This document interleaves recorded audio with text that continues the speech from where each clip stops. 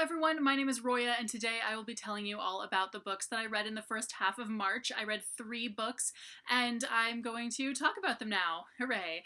So the most recent one that I read, I just finished The King's Traitor by Jeff Wheeler. This is the 3rd book in the King Fountain series, and I liked this one still. I still think the first one was the best, but I think this one might be a little bit better than the second one. I think they're about tied, close enough. But essentially, this one did have a lot of really different things from the first 2, and it did also, however, pull a lot of like magical elements to the story that we had totally not been introduced to before. So that felt very like, wait, we had no introduction to this before. Why is this like suddenly, like, is this the same book, etc., etc.? But like I said, it's not a big part of the book, so it's not like it really took me out of the story or anything like that. I still really liked this book a lot, and I definitely want to read the rest of the books in the series at some point soon. Before that, I read The Alchemist by Michael Scott. I almost said by Nicholas Flamel, but no, this is part of the whatever it's called, The Secrets of the Immortal Nicholas Flamel series. So this is actually I don't know if it's middle grade or if it's lower YA, because I think the main characters are like 15, but it reads like a middle grade kind of. But essentially it's a really, really intelligent premise that's just so clever. It's about these 2 twins who are helping Nicholas Flamel save the world, and John Dee is the bad guy. Like, it's brilliant as fuck.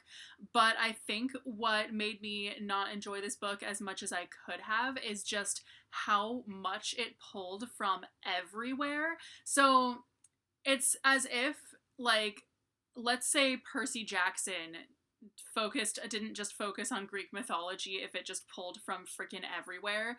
That's what this felt like.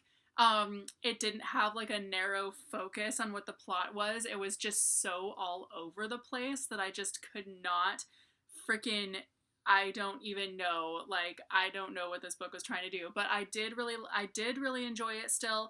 I think I actually gave it a higher rating on Goodreads than I think I actually would give it, just because if I were like 14, I would have enjoyed this book a lot. So, yeah.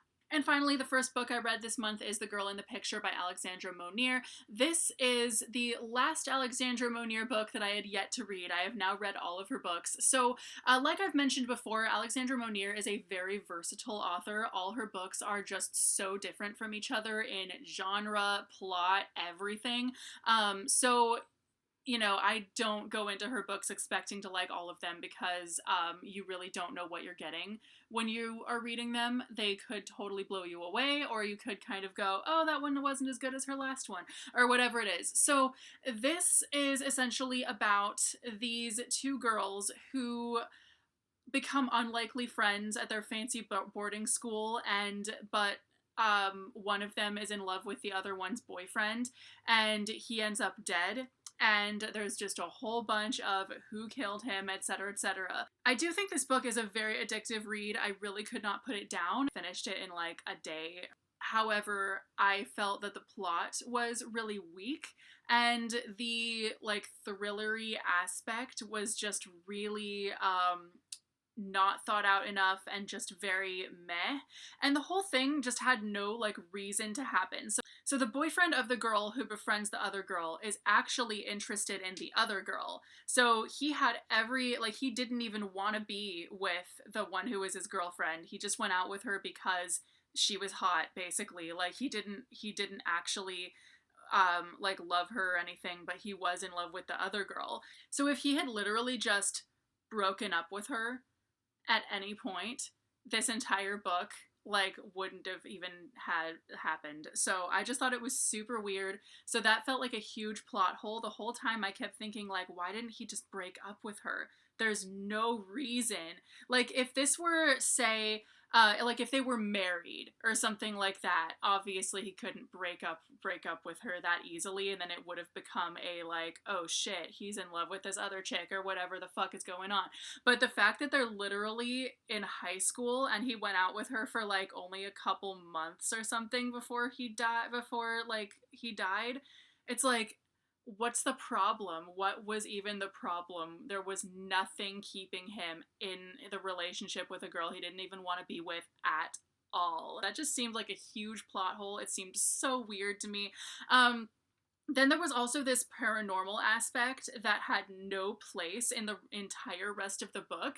It just felt very out of place, and it was really just there for the characters to get information that they wouldn't have gotten otherwise.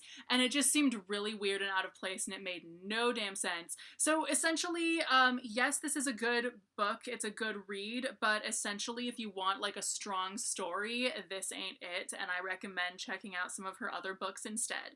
So anyway, those are the books that I read in the first half of March. Let me know if you've read any of these, had any thoughts on them, etc., etc. And thank you guys so much for watching. I will see you very soon with a new video.